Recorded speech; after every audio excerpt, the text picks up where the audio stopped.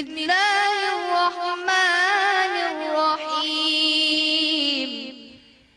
Islam has some 1.6 billion followers around the world, making it the world's second largest religion after Christianity. That said, a new crop of female Islamic scholars says there's nothing in the Quran that treats women unequally. Instead, they argue, through the years, Muslim women have been marginalized by cultural practices and patriarchal interpretations of the Quran. These reformers say Quranic verses have been wrongly interpreted to favor men, and now is the time to observe its true meaning and treat Muslim women the same as Muslim men.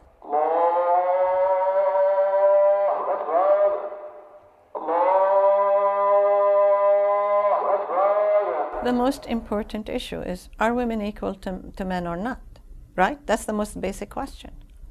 And in many surroundings, I heard that men are superior to women. And that, of course, bothered me because I knew they're not. I mean, I know me, I know them, and intellectually, I was at least as good as some of them and better than others. So, and God knows this. Dr. Azizah Al-Hibri is a law professor and Islamic scholar. She started her journey understanding the Quran as a child. Years later, she began looking deeper into the meaning of the text with what she says are eyes sensitive to patriarchal distortion of each meaning. I started looking at the Quran and found out that it really doesn't say what some men had told us it says. And I thought, you know, I am fortunate. I've had a religious upbringing. I have confidence in my ability to go read the Quran and understand it. Others don't. And therefore, I felt that I have a mission. I have an obligation.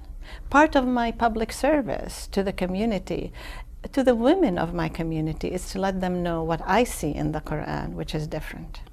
Once Dr. Al-Hibri began using her scholarly and, she says, correct reading of verses in the Quran, she concluded that the justice of the Quran does extend to women. Wanting to share this critical knowledge with other women, she started a nonprofit organization called Karama, a name that comes from the Quranic verse which reads, quote, "We have given dignity to the children of Adam," end quote. The verse, which they claim says men are superior to women. Well, there is no word superior in the verse. The word is, and I'll say it in Arabic, qawamun. What does qawamun mean? Well, let's find out. That's where the analysis comes in, and it doesn't mean that at all, it turns out. And in fact, there is enough in the Quran to speak about the equality of men and women. For example, we're all created from the same soul. Karama's goal is to advance the gender equitable principles of Islam to Muslim women in the U.S. and around the world, and to support the rights of Muslim women through education programs, scholarships, and a network of Muslim jurists and leaders. Dr. Raja Naji Al-Makawi is a law professor in Morocco. She has been called one of the most influential women in the Arab and Muslim worlds and was the first woman to deliver a religious lecture before the King of Morocco. She has also been working as a jurist with Karama for 10 years. Our special objective is to put a difference between the pure rights, human rights in general, and the woman rights especially. Since 2003, Karama has been offering Muslim women the tools and skills they need to become leaders and advocates in their communities. The training programs range from 3-day workshops to a 3-week law and leadership summer program. Over the years, Karama has hosted women of different cultures and societies from dozens of countries. In the summer of 2014, after only a few days of attending Karama's law and leadership program, these women say their eyes have been opened about their faith. Even within the Muslim community, there is so much misinformation and misunderstanding about what Islam is and what it isn't. 1,500 years ago, we actually had more rights than we do right now.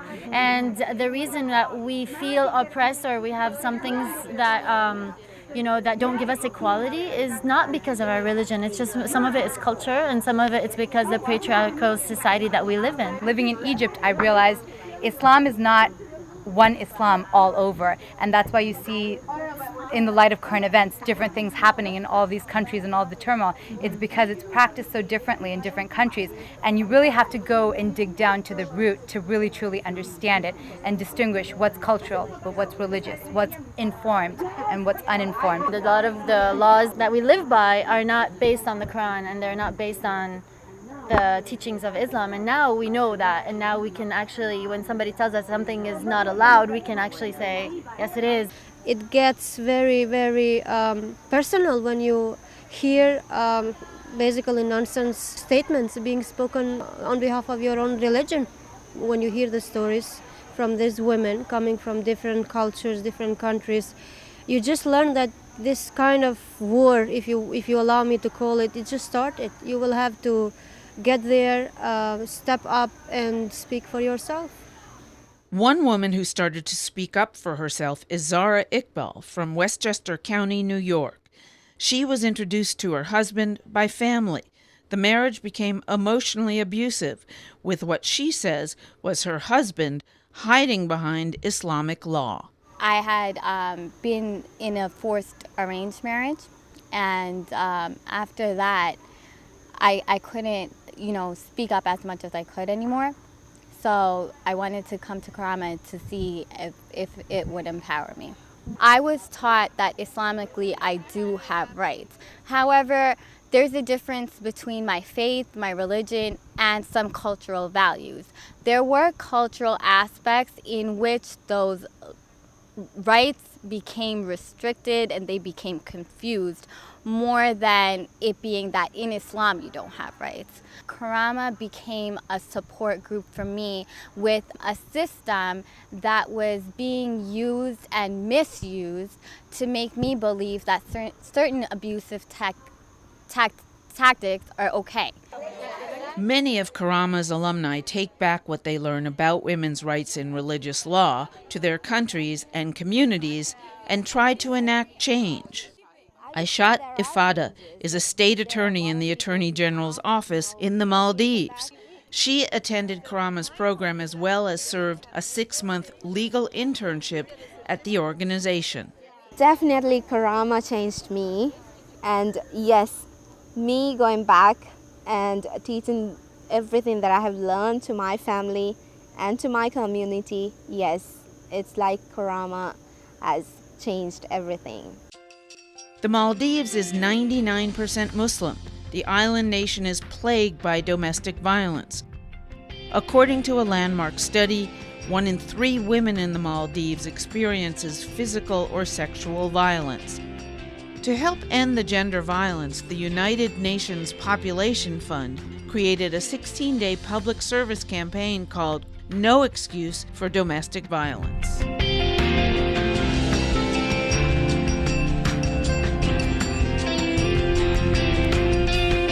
A lot of people believes in Maldives, even rest of the Islamic country, I would say that they believe that beating and things are in Islam. But when I came to LLSP and I came to learn that it is not like that. Islam does not advocate for that. Those are the new things that I have learned when I came here. In 2012, the Maldives passed the Domestic Violence Prevention Act, making any kind of domestic violence a criminal offense. Once the law was passed, Ifada, along with Karama's legal team, gave the nation advice on how to make it effective. But going back and doing workshops and doing educational things, so people are now talking about it. People are coming forward about it. I never thought that anything like that would happen to me. For me, it's like I've always been a Muslim. I was born Muslim. But coming to Karama and learning these old things, it's like being born again as a Muslim to me. As in the Maldives, women in many Islamic countries are suffering from social oppression presented as Islamic religious law. According to a 2013 Thomson Reuters Foundation survey of gender experts, Egypt has one of the highest levels of sexual harassment and has seen an increase in violence against women since the Arab Spring. In war-torn Iraq, the literacy rate, once among the highest in the Arab world, is now among the lowest, as families fear kidnapping and rape if they send their girls to school. Although Saudi Arabia has had some small advances for women's rights under its strict Wahhabi interpretation of Islamic law, women still can't drive and need male guardians for permission to travel, work, or go to school. And according to the Arat Foundation in Pakistan, honor killings in Pakistan are rampant. Women are killed publicly and brutally because they are perceived as dishonoring their families by violating cultural or religious norms. Honor killings claim the lives of more than 1,000 Pakistani women every year. Yet Islamic law is distorted by many to claim this is not murder. Religion throughout the years has been hijacked because it has pandered to a few individuals who have used it for their positions of power. Certainly, there are many people who, as you say, hide behind the Quran, who use it to mean whatever they like. And there are some fairly absurd ideas that have come out of some of these interpretations of the Quran. Ideas that, you know, the Quran says that women shouldn't go to work, that women shouldn't go to school, that, you know, we shouldn't wear high heels or wear makeup, and there's none of that in the Quran. In the 21st century, I think we have to look at the original texts that we have, the original scriptures, in order for the religious equality to come through. In 2014, Morocco hosted a women's interfaith symposium. Dr. Al-Hibri of Karama, other religious scholars, and women of different faiths came together to discuss women's role in religion and to explore interpretations of text in the Quran and the Bible. It's the first time in Arab country we have this kind of events. And in the context of conflict, of war, of struggle and terrorism in all the Arabic world, it's very important to show also that we as a woman, we have the capacity to debate, even with this conflict, even with the religious problems, even with all what is going on the world. We have this capacity to exchange and to debate, very peaceful debate. I am here at this conference because it's a very unique opportunity for all the scholars amongst different faiths to gather together and to think and to reflect about the contribution of women in the history, but also in contemporary times, on questions related to family, related to politics, related to the interpretation of texts. As for equality in the Holy Quran, it is a clear issue in the first verse of the Holy Quran, and He created you from the same spirit.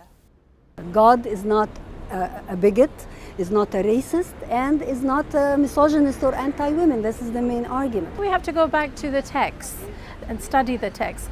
Unfortunately, women didn't have an opportunity to do that in centuries before because they didn't have access to education, and the only ones who had access were really the religious leaders. And so therefore their interpretation doesn't mean to say it's the correct interpretation.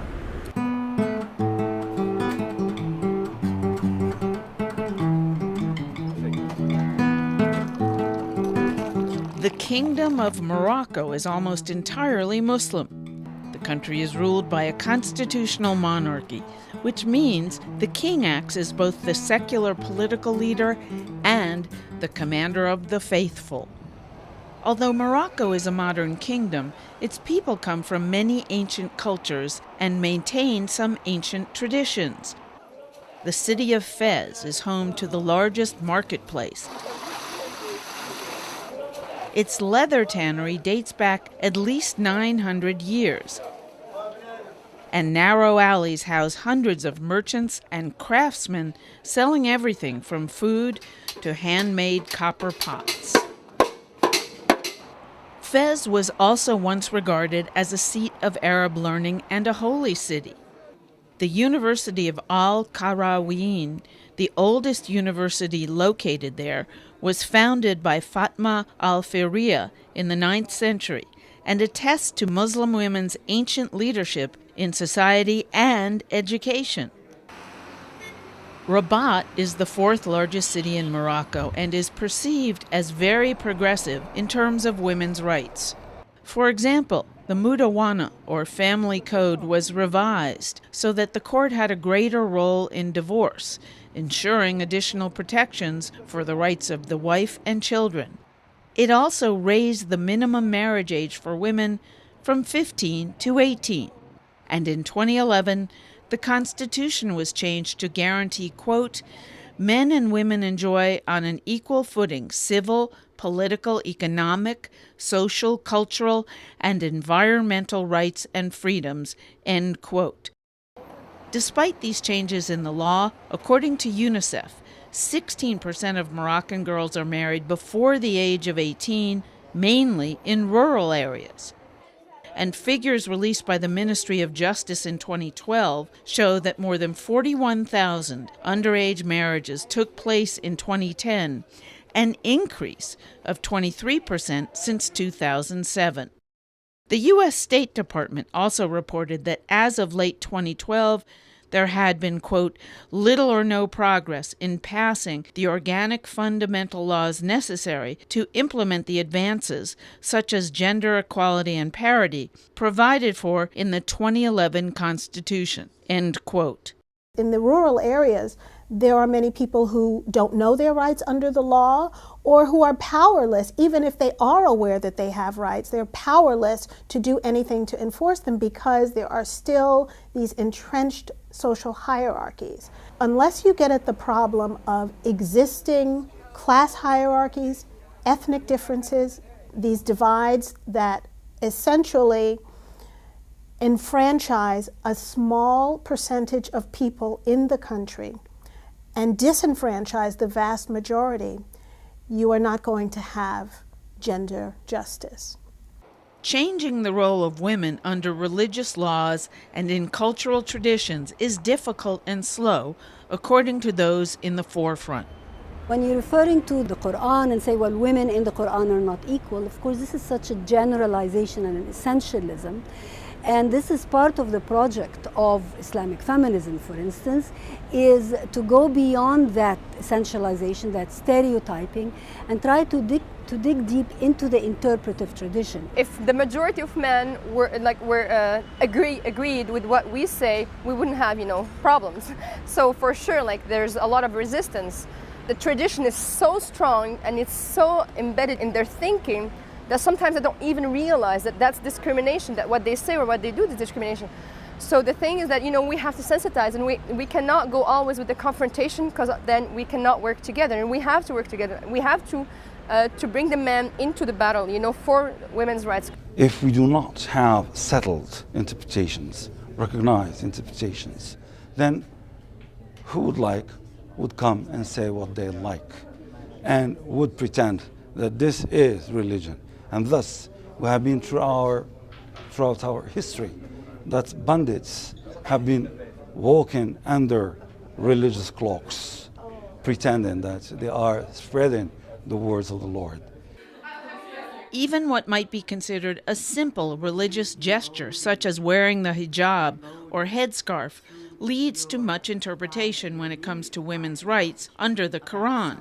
There are a couple of references in the Quran about a woman covering herself, but the hijab is often seen in the West as a symbol of Muslim women's subordinate position in society. It has also led to discrimination in many countries, including the US and Canada. We would love to work on more deep issues, but since the social context always brings us to this issue of the headscarf, it forces us, like it forces an agenda on us. That's a pity actually, because we're all interested into working in issues that are actually the basis, you know, of discrimination against women in Islam. The thing is that if the texts are there, and if there's an interpretation of the text that says that women has to wear the hijab, the headscarf, then it's up to the women to choose to follow or not this interpretation. And that's the dimension of choice that we're talking about. Despite the presence of these religious scholars and Muslim women, they know they're fighting a Sisyphean battle.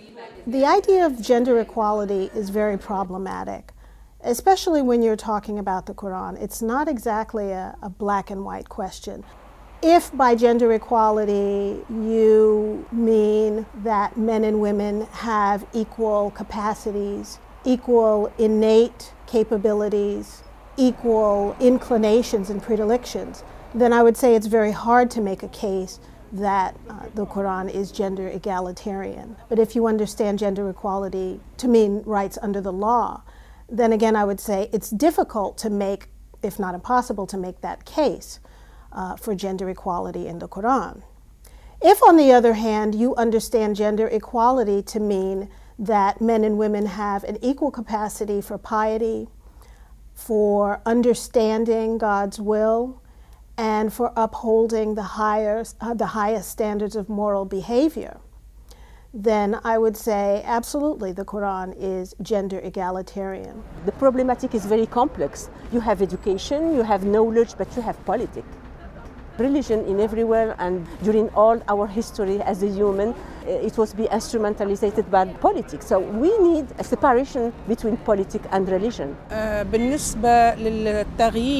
for the change, to change the idea that women are inferior to men and that they're equal, this needs time, because the analysts and the scholars across 14 centuries considered that equality between a woman and a man doesn't exist, basing their argument on status and class. Some Muslim women also believe their battle for women's equality is being fought against other women.